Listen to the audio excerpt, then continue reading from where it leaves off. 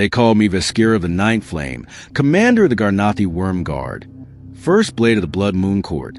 I was bred for war, raised on a volcanic moon where the skies bled crimson, and the air taught you to breathe pain before air. I've never begged. I've never wept. I've never asked for mercy.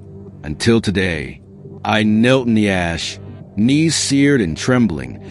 My fingers still clutched around the hilt of my blade, though my arm refused to rise again. My blood, a luminous violet, painted trails down my thigh and dripped into black soil like offerings to a forgotten god. He stood before me, silent, human. His sword glistened, slick with the blood of my sisters. His chest rose and fell slowly, like he hadn't even broken a sweat. The humans had learned quickly, too quickly. Their weapons had once been laughable, their tactics crude, their honor predictable. But this one fought like he had nothing left to lose, like he had stared into the abyss and chosen to become it. And now he had me. I should have killed you on Altair, I said, spitting blood into the dirt between us. He didn't answer, just watched me with those storm-colored eyes, unblinking, waiting. My mind screamed to lunge, to die on my feet, but my body betrayed me. I was done. No reinforcements. No sorcery left. No more gods listening. I bowed my head. Would you spare me? I whispered. The words tasted like rot. He stepped forward slowly. The blade in his hand dipped downward, but he did not raise it. Why? His voice was gravel soaked in moonlight. Because I'm not ready to die. I said, not by your hands. Not here. Not like this.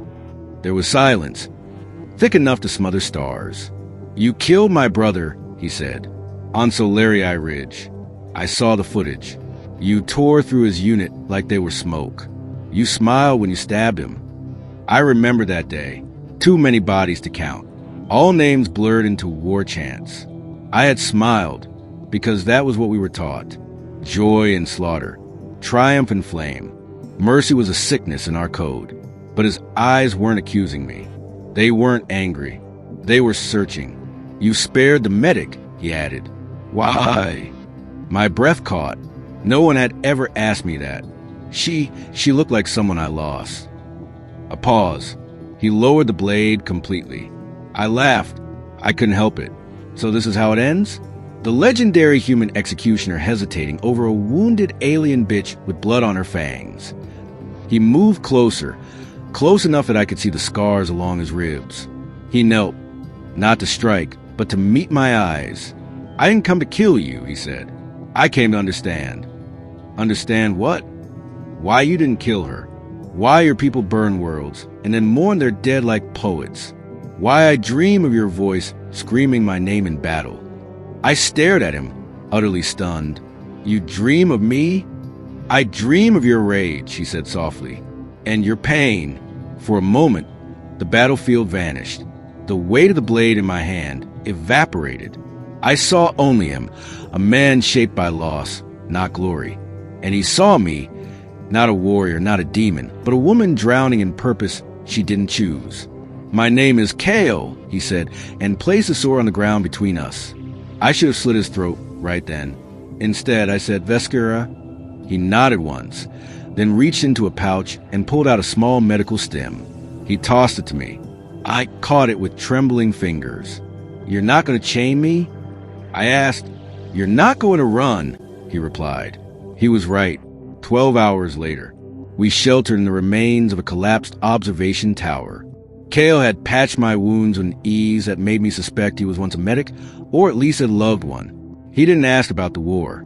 Neither did I. We shared water, rations, silence. But something had shifted. That night, I woke to the sound of his breath. Steady, calm. I watched him sleep under the fractured starlight, the same stars that used to map our conquests. His face, when unguarded by war, was beautiful. Not in the ornamental way our nobles prized, but raw, human, honest. I didn't understand him. I didn't want to, and yet I stayed. 2 days later, we made our way through the shattered edge of the battlefield, avoiding both our patrols. He taught me the signals of his kind. I shared the songs of mine. He laughed once. I hadn't heard laughter since my hatching day.